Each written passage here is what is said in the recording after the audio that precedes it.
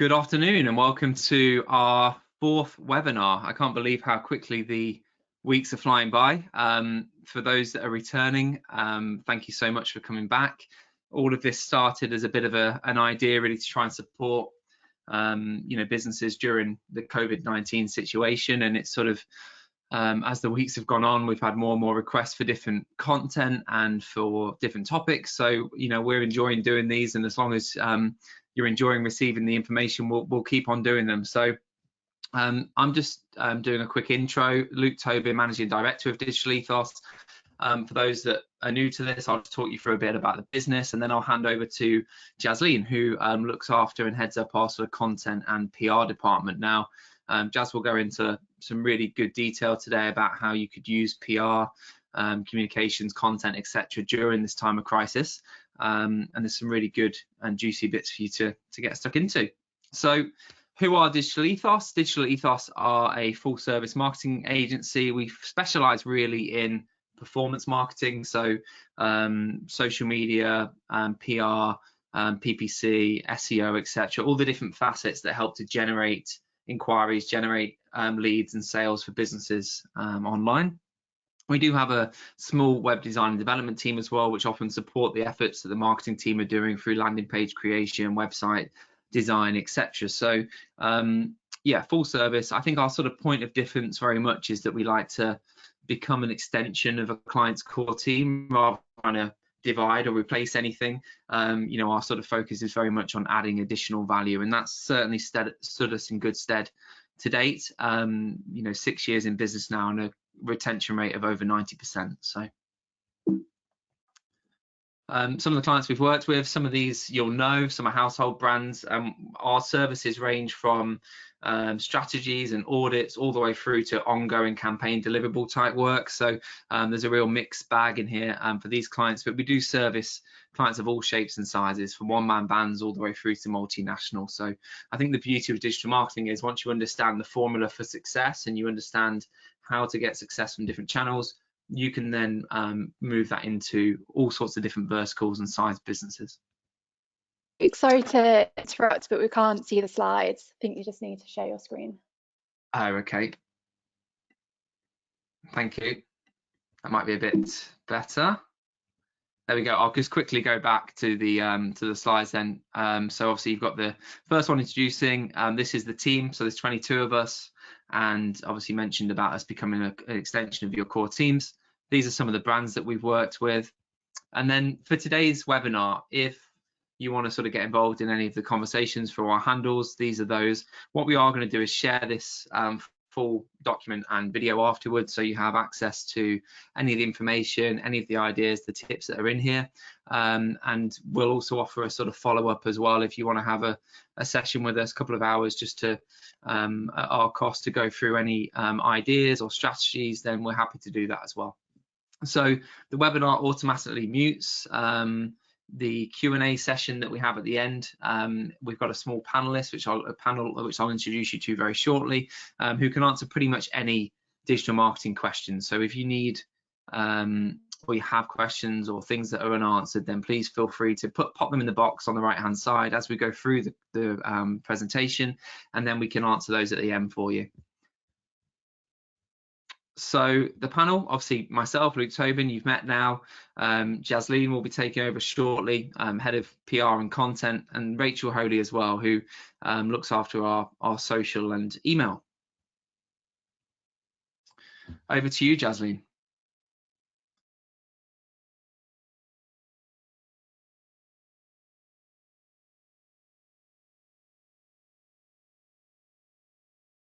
Just need to unmute your mic, Jaz. That would be helpful. I just realised. Hopefully you can all hear me now. So, but you've had a moment to look at the first slide.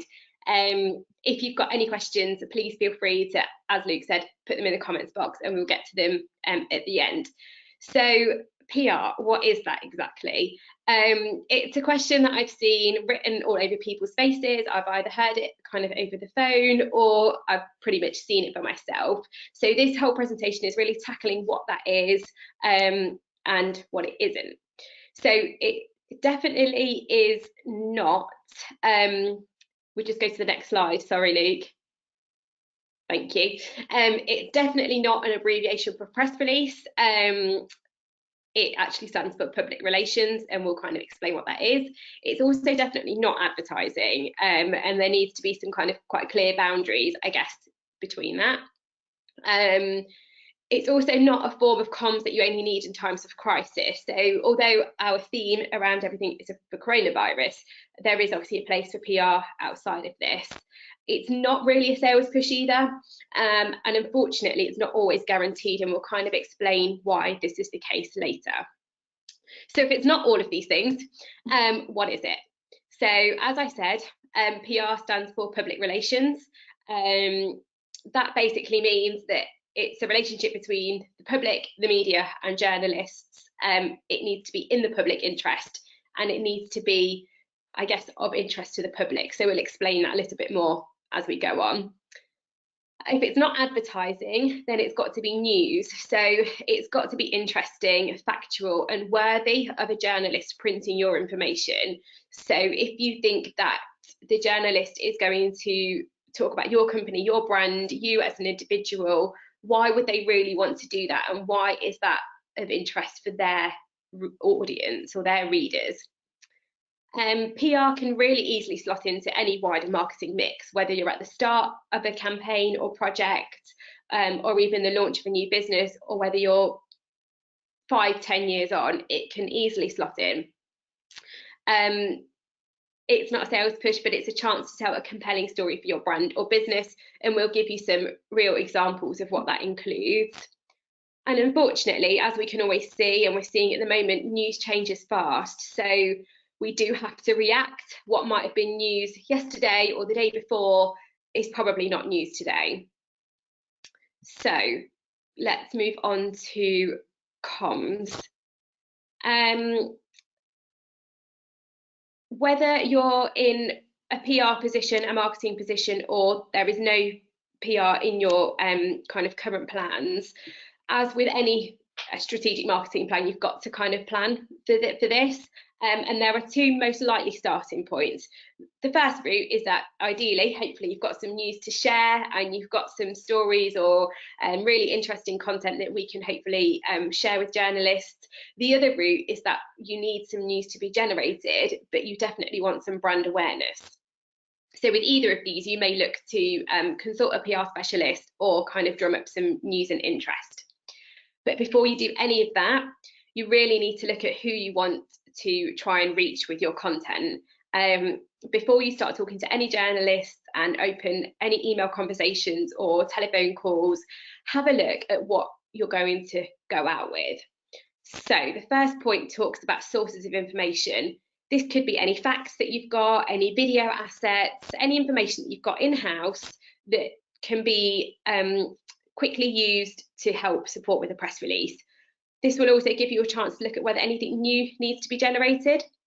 So quite often you'll see a lot of things in the news which have official statistics or references to studies and that type of thing. Whilst a lot of people can go out and afford to create their own research, there are also a number of free or available tools depending on your sector that you could also reference. So accessible to everybody is the official source of national statistics, but if you're in retail or online or e-commerce, you might look at Kantar data, Nielsen data, and whatever else is within your industry. They will generally have a certain limit of free statistics or resources which you could also use if you can't conduct any of your own research. There's also no harm in having a look at what competitors or the wider industry is up to. This gives you a real chance to see what makes the news, what doesn't make the news, and kind of where you're best placed. You also don't want to be doing the same as your competitors, so you kind of need to rule that out first and be ahead of the game. Whether you're a business-to-business brand or business-to-consumer, you need to have a think about where your target audience might be in order to help raise your profile. And this could link back to the fact that you want to generate leads or increase traffic to the website. But if you don't know where your audience are, then how are you going to reach them? In PR world, we talk about a few different types of publications. So the first one is regional. This would be your local newspaper or generally online business websites. that might help to raise your profile just locally and within your region. National publications are things like the BBC, the Daily Mail, the Independent, the Sun, the Guardian, you name it. That's broadcast and with everybody can access it, and it covers stories up and down the country. Trade publications tend to be specific to your sector. So if you are a building merchant, you might be looking to raise your profile within Builders Magazine or other publications within your sector. So there's quite often an extensive list within your sector that you can have a look at. And also PR crosses the line with influencers and bloggers as well. So you can also reach out to them, again, within your sector, to try and help them spread the news through their website and their social media channels, but link it back to your brand. On to the next slide. So we know that you need to go and speak to journalists, but as I sort of mentioned before, you really need to take the time out and work out who they are and how you go about it. So the first thing is to identify them, and what I really mean by this is sort of stalk them. You need to find that journalist, whether it's in the Sun or the Leicester Mercury or wherever it is, and have a look at what they've written about recently, because if you go and approach them with something that is completely off topic, they won't get back to you. A lot of journalists have an author bio either on Twitter, LinkedIn, or within that website that they write for. So this should list all of their recent articles, so you have a good reference point to see whether your story fits with their angles. A really free tool is #JournoRequest. Loads of journalists use this when they're looking for stories, and that's everybody from the BBC all the way through to your local news, your news station. So really have a look at that hashtag. It's trending all day and there's plenty of opportunities in there. Also, just take a bit of time out to read the news, not just within your sector, but beyond. If you don't fancy reading the BBC today, go and read a different publication, because that might spark some different ways of approaching your content. It also gives you a really good idea to see what else has made the news. If you do see something very random, then it may be a quiet news day. Then you can get onto your pitch. So you've investigated the journalist and now you can see what they're after. At the moment, we're in a bit of an email only world, because unfortunately, some journalists have been furloughed, a lot are freelance, or they're just simply not in the office, as are we. So although ordinarily we'd advise having a bit of a phone call as well, at the moment it's just an email world only. So your email really needs to stand out. Don't beat around the bush, just get straight to the point. They get hundreds of emails a day, so just get on with it and what you want to say. Although it's nice to be friendly and have a nice like a welcome or an opening, don't spend paragraphs talking about yourself before you get to the point, because they just won't read it. It's also really important to check your email and your press release or any attachments for typos and grammar mistakes, because it will really put them off. If you send something with a typo, and let's say, for example, the journalist was then to copy and paste that for their website and it went out with a typo, that's really bad. So really check everything. They won't come back to you again, I guess, if that happens. Let's move on, I think, to the next slide. So according to journalists, 542 UK journalists who were recently surveyed by Cision, this is a really great platform for journalists and PRs that work collaboratively. They found that 36% of people found that press releases were the most useful, and there are some other sources of information there. But if you combine email pitches and press release together, it's by far the most successful. And 49% of journalists said that PRs need to understand my audience and what is relevant to them. So that really just echoes what we've kind of said above. Cool, thank you. Moving on to content then. So what's going to go into your press release. Before we get into all of that, there's just a little bit of a, I'll take a few moments to give you a challenge. I'm interested to know which one of these headlines got your attention the most, but also delivered the main message. So feel free to comment or just have a little chuckle to yourself. So there's 4 different options there. In my opinion, there's a correct one. So, but there's something that we're really trying to highlight here. So out of all of these, it's probably number 2 that would be the one that I would happily put in a press release. The reason is, although number 1 tells you, oops, I think we've just gone, sorry, Luke, can we just go back up? Thank you. Although number 1 tells you that the facts of what's happened, it's quite boring and it's quite wordy. Number 2 tells you that there was a fundamental investment, and it gives you a bit of a hook or an idea of what the press release might be about. Number 3 is also a little bit boring and a shortened version of number 1. Number 4 is a bit of a play on words again and a nice pun, but it's missing the fundamental £1 million investment. So your investors probably wouldn't be very happy if that went out. These headlines can easily be used as your email subject line as well to get you noticed. Don't try and reinvent the wheel trying to do 2 things. We can move on. So what really goes into a press release? It's quite hard to say that there's a blanket sort of template, but you really do need to try and approach each one with some thought in mind. So if you have got a short and snappy headline, put that at the very top. Typically a press release should have a very short introductory paragraph, and this should summarize your entire story in a couple of sentences, which makes the journalist want to read further and find out more. So the way you might do the rest of the paragraphs is just by kind of breaking out your story. You'd always really try and include a quote from either the company or individual or customer that you're referencing, and always attach an image. My best advice would be to try and wrap your press release up in no more than 2 pages. If you think about how long it takes us to write and then read 1 to 2 pages, we're asking journalists to do quite a lot. So try and wrap it up as best as you can.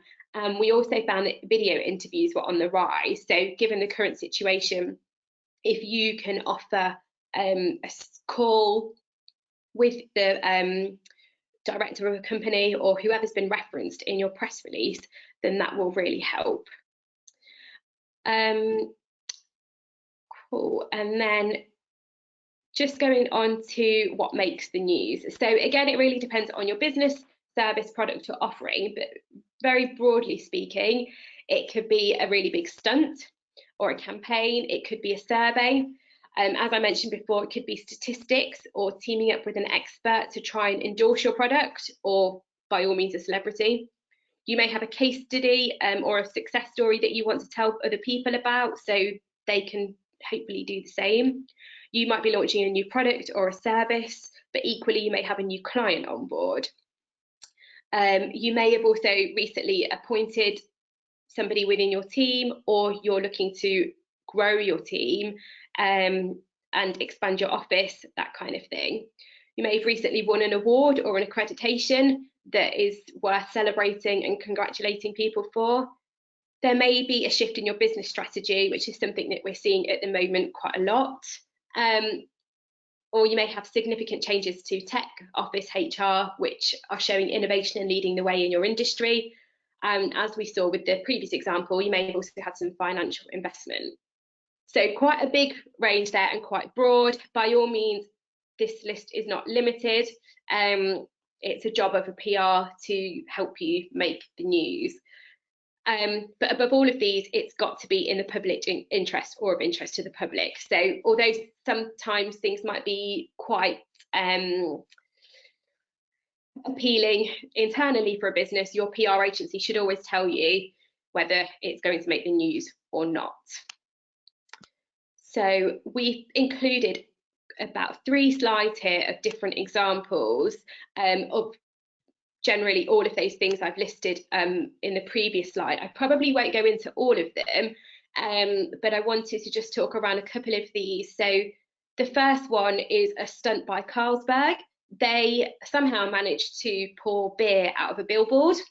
It was a completely staged stunt in central London, but it was just to drive awareness about Carlsberg and a bit of fun, really. But it made the news in quite a big way. Similarly, Sky somehow created a real life looking polar bear and put it in the central London tubes to support the launch of a new TV show. So those are some quite big ones, but if we look at the awards and investment, you can have a look here at some more regional or local stories which have also made the news for their different reasons. So it's not just about the big brands. Going on to the next slide, there are some other examples here of businesses shifting. Arguably, a lot of this at the moment is about coronavirus. Also products, whether you've launched a new product or a new service as well. So there's been a lot in regional papers at the moment about local deliveries. So I've seen fish and chips, afternoon teas, Sunday roasts, that kind of thing. So that's interesting, and it's of interest to the public, but it's also a service. And then finally, if you've got a success or customer story to tell, so it may be that you've worked with a company that has been able to make cost savings, or they've seen a certain increase in growth or sales as a result of your product, then that's something that we can that's something that can make the news. And as I mentioned before, if you've moved office or you've recently appointed somebody within your team, that can also help to make the news. So, crisis. All PR is good PR, surely. Another saying that people often have misconceptions about. Wrong, actually. All PR is probably not good PR if you don't control it. Let's have a look at these few scenarios. So quite common, an employee leaves a business on not particularly great terms and decides to leak an exaggerated story to the press or on social media. As a business or a business owner, would you feel comfortable just leaving it out there? Because if you were to respond and set the record straight, your view would probably be better received and you've got the final say. The other important thing about PR is that once it's out there, it's out there. So if you've managed to control the situation, that's probably what will stick. Something that we see really often and completely common is, let's say you have a product recall. It could be a damaged product, for whatever reason unsafe, or quite similarly, your website is having some technical difficulties. Just let people know, let your customers know if it's going to impact them, because it could save a lot of negative press in the long run. And something we've seen a lot of recently and probably won't go away, but data breaches. So banks, social media channels, and many other businesses have had their, or suggestedly have their customer data exposed. But if you get out there first with your statement, you're in control before it really escalates. And there are a couple of websites here that I've included which are worth having a look at. They're just examples of good and bad PR, subject to opinion, of course, but it just shows you what people are doing out there to respond. Cool. A bit of fun now, I suppose, but this was a really good campaign from KFC. So it was in response to a crisis, but they handled it really well and it got a lot of news. Believe it or not, they actually ran out of chicken. This happened in 2018. So yeah, a major crisis for them, and their customers were probably really annoyed. So they messed up, but they had to let their customers know. They couldn't let this slip under the belt. So the recovery of this was that they got their PR and marketing team to work immediately. They issued an apology to customers through PR, social media and other channels. So everything worked collaboratively. and they were really transparent in what they did. They stuck to their brand tone of voice and kind of celebrated their humility. So there is, on the next slide, a video here which you can watch. I'll leave you to do that in your own time, but they, really simple, they went out with tons of imagery, videos and content where they shifted the letters around to create you know, a suggested swear word. And you can see that that then got taken by other media and was used as the headline. So really simple, probably didn't actually cost them anything, but it made the news and it was really on brand. All they did was swap the letters around, if you think about it. But it related back to a more serious point. So I'll leave you to watch that video in your own time. And just a really quick note on coronavirus. So we are in a time of a crisis, and yes, we have been supporting clients and brands through crisis PR in coronavirus. So if your brand or business has got a view on the current situation, there could be a place for your story. This could include any significant changes or shifts in your business direction, volunteering, donating, or something within your community, and that's whether you're doing it as an individual or your company as a whole. Could be donating profits, doing something for a local centre, whatever it is. If your industry has been affected as well, it's not a bad idea to speak up about it, because whilst people are also sharing success stories and positive news about coronavirus, there is an appreciation for honesty, so that doesn't have to be negative. We don't know when this will happen, but there's no harm in preparing for the return to work and what that looks like for your sector. So whoever you are, whoever's listening in, it will probably affect you in a really different way. So those stories have got a place to tell. If you're a key worker as well, as you can see here, there is plenty of space and ongoing space for key workers to tell their stories. And wherever possible, we will always try and link it back to your company. Just giving people an update on whether your product or service is still available. So you can see the big supermarkets doing this. The big 4 DIY retailers are in the news a lot at the moment about whether they're going to be opening or not. So just that kind of information is still PR.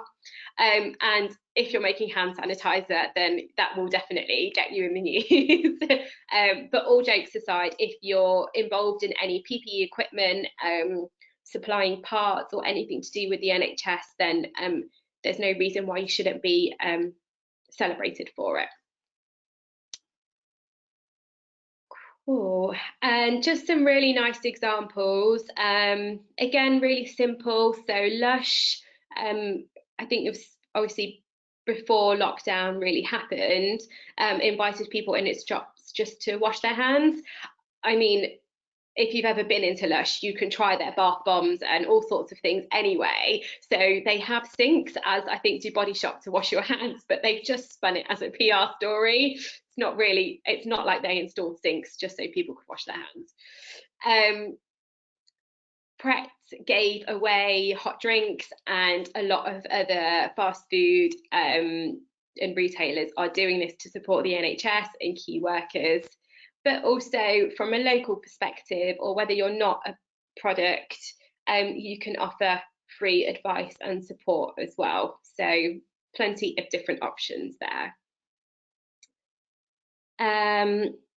So as I mentioned, we have done this for some of our clients recently. I'll talk you through these examples because they are all very different.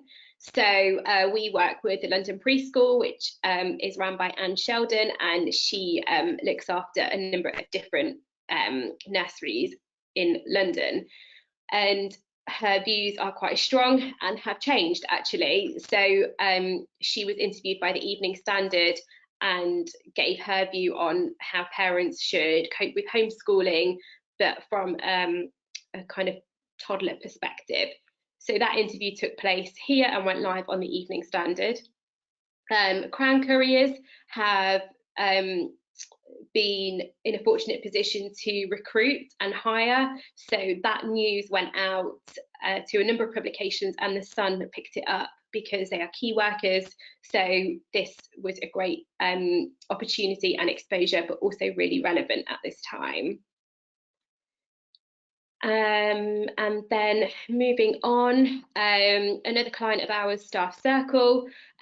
Mark Seaman is the CEO of this software company, and it's for businesses of all shapes and sizes to help manage their employees and internal communication. Mark very kindly opened this up to all businesses with a free 90-day use as soon as lockdown was introduced, so that businesses could maintain staff interaction whilst working remotely, and probably even more so this is needed than ever before. So Mark is Leicester based, so that's just a piece of coverage that he got in the East Midlands. And of course, we go on and on about this, but we also do it for ourselves. So Luke, our CEO, was interviewed by a technology journalist, and his views were then presented within Dell Technologies, which is within our trade or our industry. And that was an in-depth interview of how digital ethos has adapted through coronavirus and our ways of working. So a real mix there, hopefully, and we'll happily kind of send through any links to these afterwards if you want to have a further read of those. So it's as easy as all of that. Yeah, and I think I'm doing okay for time as well, so I've probably spoken really fast. If there's anything you're going to take away from today, these are the main things. Be relevant. If you're trying to share an update that's out of date, nobody's going to take any interest on it. Alongside that, think ahead. So the fact that businesses have closed and we're kind of in lockdown, it's kind of a bit said and done. People will start to be thinking about the return to work, and that positive story is something that businesses should be thinking about. So keep a good eye on the news.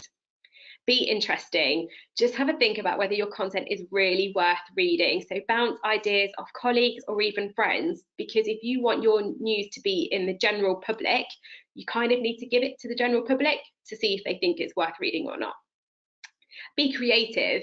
We're not saying that like KFC, you need to go out with a swear word, but how much do you want to get noticed?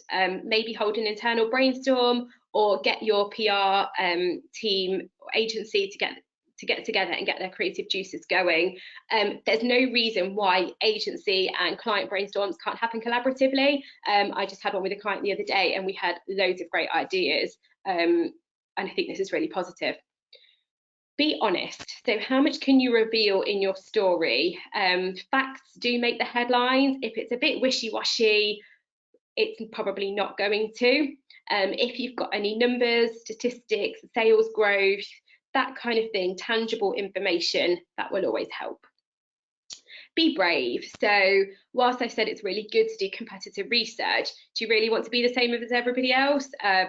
We certainly don't at Digital Ethos, so that's something that we will recommend and put forward to our clients to become the leaders in your sector. And be responsive. So just have a look and see if there's anything you've got up your sleeve. So are you already preparing for your return to work? How are you going to do this? Are you going to have trials, test runs? Are you going to have a phased approach? Whatever it is, be prepared and be responsive. But news changes fast, so you need to react. And a couple of other thoughts on measurement. So this is a bit of another myth and misconception that probably could have gone at the beginning of the presentation as well, but we wanted to talk to you about this in a bit more detail. So aside from brand awareness, online PR and digital PR can generate traffic to your website, so you'll be able to see this. If we're promoting a specific product or service, we can link directly to that, and the journalist should print that link. Any sharing of your story, whether it's within social media channels or on your blog or whatever it is, that's also a good way to measure it. there is a metric that is possible and can be used. It's called advertising value equivalent. This is essentially the cost that it would take if the cost that's taken if you were to put an advert out on that website. But what we would do is use the space that your PR story achieved. So for example, if your press release got a full page on a website, we would probably go and look at what it would be on a similar level to advertise on that website for the same space, and we'll calculate that and let you know what it looked like. So this is where it comes back to saying that there's a clear difference between advertising and PR. The other thing about advertising is that, you know, you might team up with an online publication and you advertise for a week or a month, but PR sticks.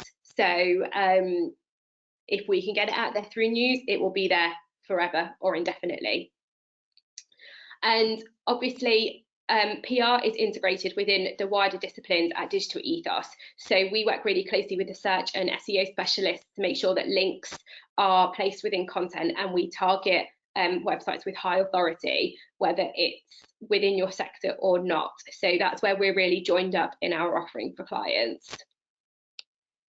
And just finally, I think, if you have an agency or you don't, there are ways that they can help. So although there is a place for printed publications and this does remain, we have all seen a lot of the long-standing newspapers and things fold, News of the World, countless women's magazines, and unfortunately, you know, probably more to come. And that's because everybody's online.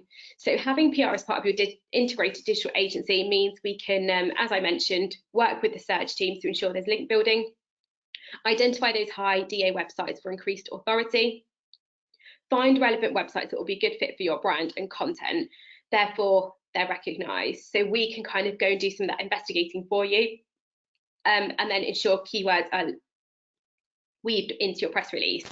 As part of Digital Ethos, the PR team, we have access to a number of really specific PR and media relations tools. So we can do some of that legwork in terms of finding your journalists, looking at their articles, their Twitter feeds, that kind of thing. And we're in a position to respond and act fast because it's our dedicated role. We've also always got one eye on the news. So hopefully we have some questions, and please feel free to obviously get in touch with us afterwards if you think of any questions that don't come to your mind straight away. But I'll probably hand over to Luke. Thanks, Jasleen. That was fantastic. Thank you very much. We've had a few questions popping through already. So on the right-hand side of the screen, as Jazz mentioned, please feel free to drop any more in there. We'll make sure we get through each of them. We do have, of course, the panel as well. So there's Rachel here if need be. So we'll start from the top. Let's have a look. How much of PR success is down to who you know and what contacts you have? Do your clients get access to and benefit from your connections? How does this work? Probably one for you, Jazz. Yeah, a really great question. So thank you. If you've got an appointed PR agency, I would say kind of let them get on with it, because they'll probably hold the media relations and have the experience or skill. That's not to say that these contacts can't be shared, but as I mentioned, journalists have a lot of emails every day. So if they receive something from an agency and the client about the same brand, they may be really confused and not sure who the point of contact is. So probably stick with your PR and let them get on with it. As we have a database of journalists for our clients in those different sectors, we kind of know who's who, and if they shift around, journalists tend to let you know as well. The other thing is that a lot of journalists are freelance, which means they write across different publications. So it's our job to keep on top of them and stalk them as best as we can. Lovely, thanks, Jasleen. One here from Colin, probably wise to get sign off with mentioning a client. I'm assuming this is in relation to your own PR, Colin, absolutely. You would probably want to make sure that it was collaborated or it was obviously agreed. I mean, obviously for our presentation today, we've mentioned a few clients that have already got PR out there, so they're already happy to push out content and be recognised. But absolutely, you need to do that. One here from Sophie: should I publicise bad news? You mentioned we should be first to respond, but what if no one else has picked it up? Should we mention it anyway and try to spin it positively? I think you sort of touched on this, Jazz, but maybe you just want to reiterate. Yeah, I think this is where crisis PR really comes in. So great question, Sophie. If it's bad or it has the potential to be damaging, I would probably say get out there first, because if for any reason it leaked or the press got hold of it in some other way, you would struggle to have control. So it depends obviously on how bad the scale of it is. If it goes into like legal territory, then no. But if you put a safe statement out there to say this is being handled, then it shows you're kind of on it, and people will sort of stop trying to make it a bigger story. Great, thank you. One here from Phoebe: should SEO and PR go hand in hand? I can probably take this one. Yeah, absolutely. I mean, a few years ago, you used to be able to sort of just focus on link building for SEO, and it could be, as long as it was sort of in the same niche as your business, you could just outreach, get guest posts, and that would be enough. But now we've seen a real transition. Google's too smart for that. You need to really have a hook, something that's newsworthy, something that's PR worthy, to reach out to these publications, online directories, news sites, etc., in order to get the quality links and posts that you want. And really what we want are sites where, from an SEO perspective, there's traffic and there's the potential to still generate inquiries and generate traction that way. So absolutely, they are tied in. All of our sort of mid to larger size packages has PR in there. I mean, PR obviously in its nature, as you've probably seen today, is extremely time consuming. So as long as budget permits it, then we do invest quite heavily. And where it isn't, in the slightly smaller packages or campaigns, we still have support from planning, the resource tools, all the PR tools that we use for some of the mid and larger size campaigns to pull on. So everybody gets access to all that suite of tools, which really help to streamline what we're doing.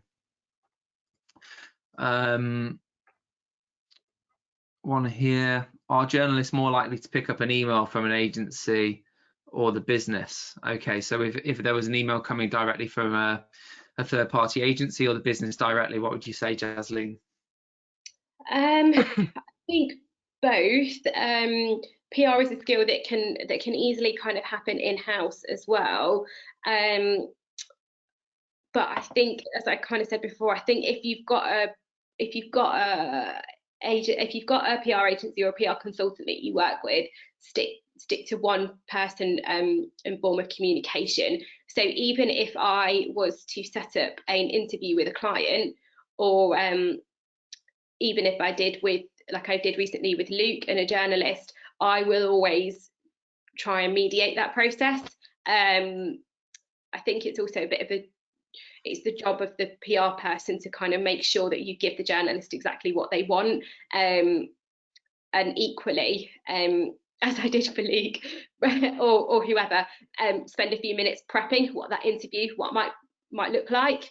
And I would always do that for a client as well. So yeah, a really good question, but I think if you've got a PR agency, stick with them and let them kind of lead.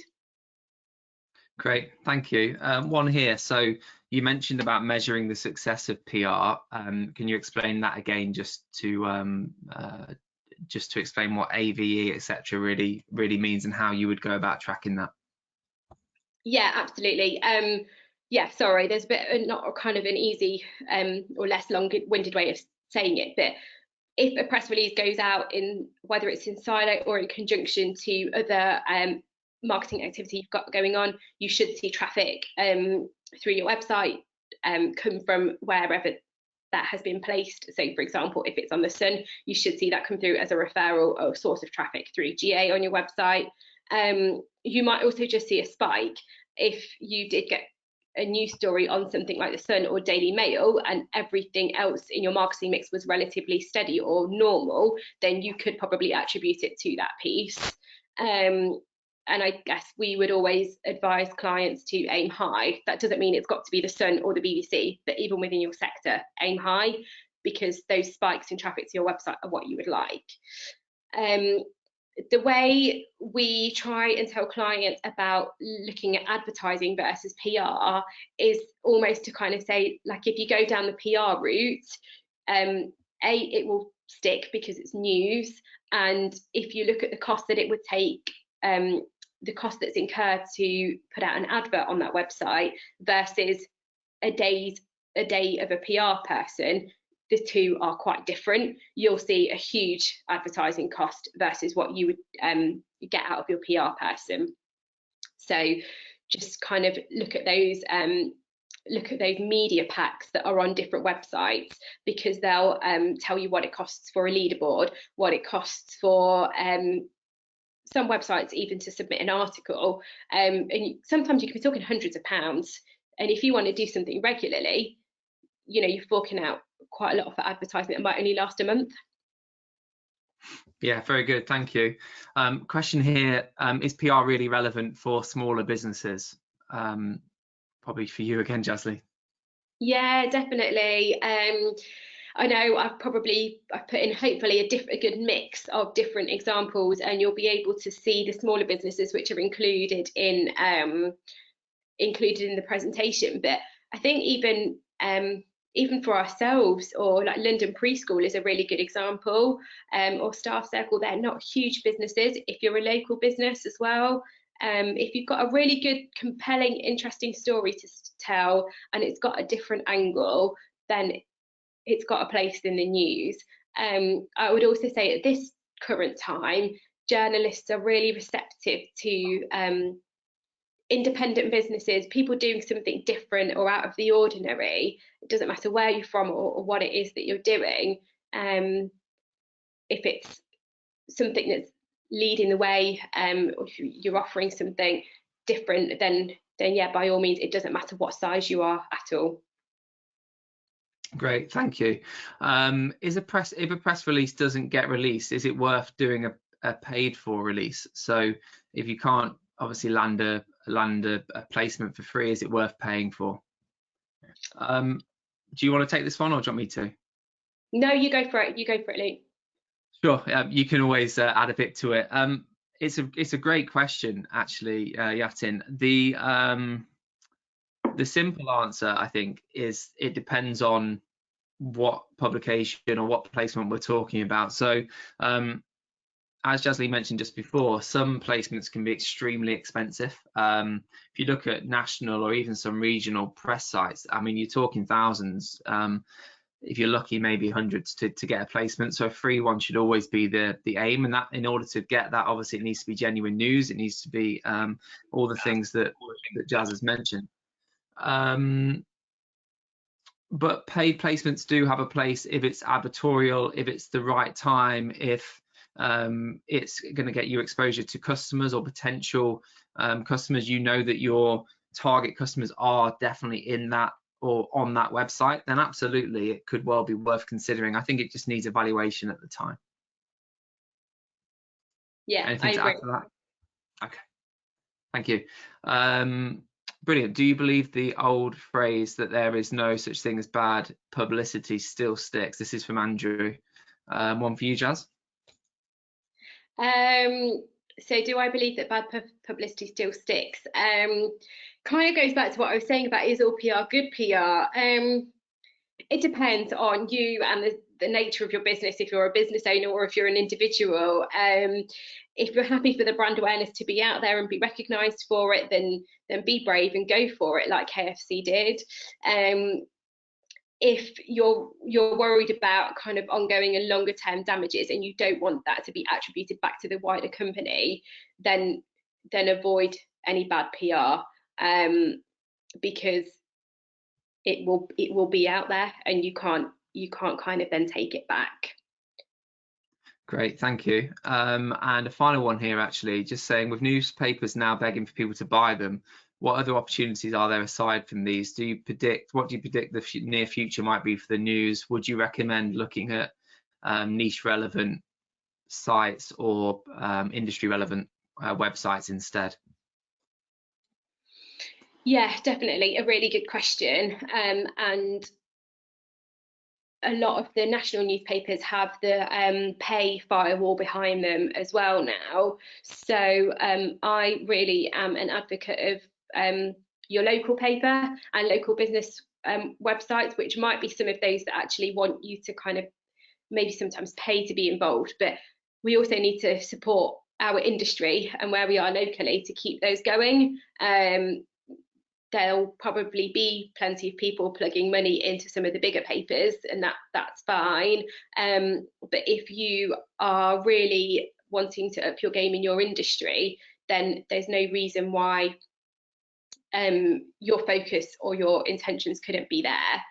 Aside from online publications, there's still an increase in bloggers as well. So if you can team it with a blogger or a focused group of influencers that can help to drive your message out to their audiences, then that's also where PR can help as well. I guess where it helps and it kind of crosses the line between social media, which is why we've got Rachel on here, is because it's about the content and what you're providing them with. So equally, as you want to appeal to a journalist, you also need to appeal to an influencer or a blogger as well, because they're probably not just going to run with anything.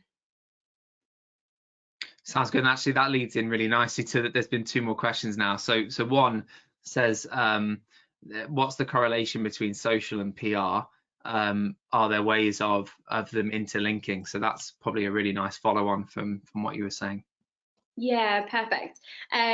Yes, and in a lot of companies or roles, PR and social media sit together. I know that I've sat in that role in a previous life as well. The reason being is that as a really basic example, you may have a press release, snippets of that can be taken for your social media posts. You might be running a social media campaign, which can be supported through PR. So whether it's a competition, a giveaway, or some kind of consumer activity that you're doing on social media, that can still sit well within your PR team. The other area where they both come together is if, say, for example, you've gone out with a press release about a new service or a delivery or product, you also need to bring your social media team up to speed, because if you are a e-commerce or a retailer site, of course, social media is also a place for customer service. So you need to keep your social media team informed so they can respond to things. The first place that we do that is on social media. So it's really important that the two are aligned, whether you have those services in-house or externally as an agency. It's important that everybody's joined up. Great, thank you. And then a final one here. Is it worth paying for influencers or vloggers endorsements of your product, especially if you're a small startup with not so much following online? Yeah, I think it can really help, as long as your influencer is really relevant to your brand. And think about where your brand might be. If you're a startup, think about where your brand could be or might be in 5 years' time. You would still want that influencer to be relevant to your brand. So really give it some thought and kind of don't just go out with who's in the Daily Mail at the moment, would be my best advice. Because if you've got a brand ambassador that's going to stick with you for years to come, then that's great. I know that there are some brands, for example, parenting brands, that might team up with an influencer from the start of being a mum all the way through to whatever age, because there's longevity there in a relationship. So just think about who you're going to team up with. But yeah, if they've got exposure that you want to capitalize on and you've got a bit of budget, then why not? As long as you get everything linked back to your brand and your business. Yeah, I think it can definitely help you to grow that presence. I know you mentioned that you don't have a big following currently online at the moment, so that's something that you could do in order to increase that exposure a bit sort of quicker. Lovely. Well, thank you very much for the questions, everybody. Just to sort of follow up now and let you know what to expect from us next, we're going to send you an email. There'll be a sort of follow-up send out with the webinar recording, so you can feel free to watch us in your own time. Revisit some of the slides. Obviously, I think there's some really useful bits in there for you. I'll drop an email over as well and just follow up and see if you're looking for or you're interested in any sort of PR audit. We're happy to offer a free audit of what you've been doing or look at where there's potential in the industry. We can even run through an example of a press release for you and pull off some stats from our tool. So yeah, really give you a nice sort of foundation to approach this either yourselves or if you wanted to, you could obviously ask us to support. So there is another webinar coming up in 2 weeks' time, and it's going to be how to craft an impactful digital marketing strategy. So the things we're going to cover in that are around sort of competitor benchmarking, how to understand your industry, what channels are right for your business, and we're going to cover lots of different use cases. We'll literally go through a bit of an example of how we start to do our research. I think it'll be really interesting as a session. Also a couple of points in there around how to get the most from your marketing team or your marketing agency as well. You know, marketeers, we all speak a certain language, I think sometimes, and it'll be nice for you to understand how I think to get the most out of people. So we'll follow that up. It'd be great if you can join us for that. And thank you very much. Again, you know, any other topic points or things that you would find interesting, please feel free to share them. Any feedback from the webinar as well would be really useful. And wishing you all the rest for the Friday and the weekend ahead. Thanks and bye for now. Thanks, everyone.